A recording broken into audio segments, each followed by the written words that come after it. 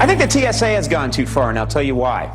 This week, a baby, was pulled off a plane by the TSA for being a potential terrorist. Baby, yeah.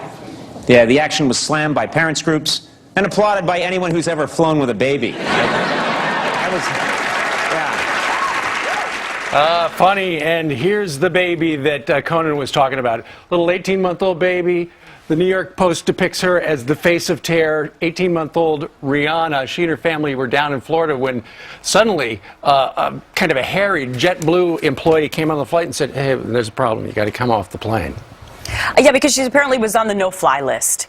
Maybe they thought she was Rihanna the singer. Not sure. But anyway, her mother was wearing a hijab, which you know is a Muslim wardrobe, part of the wardrobe that a woman would wear if she's practicing Muslim.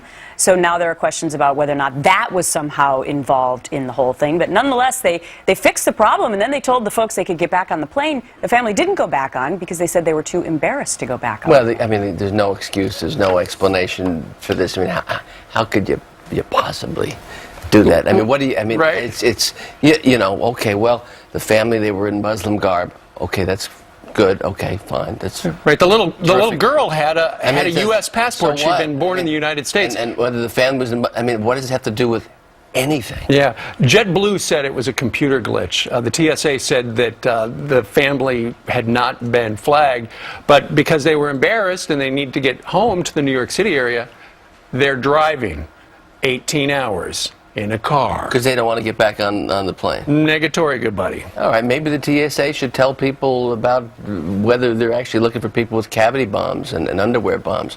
Maybe that would be more informative. 18-month-old baby. You know, look, instead of picking on little babies. Well, few details being released now about a New Jersey radio personality known by many as a tireless advocate for veterans found brutally murdered in her home.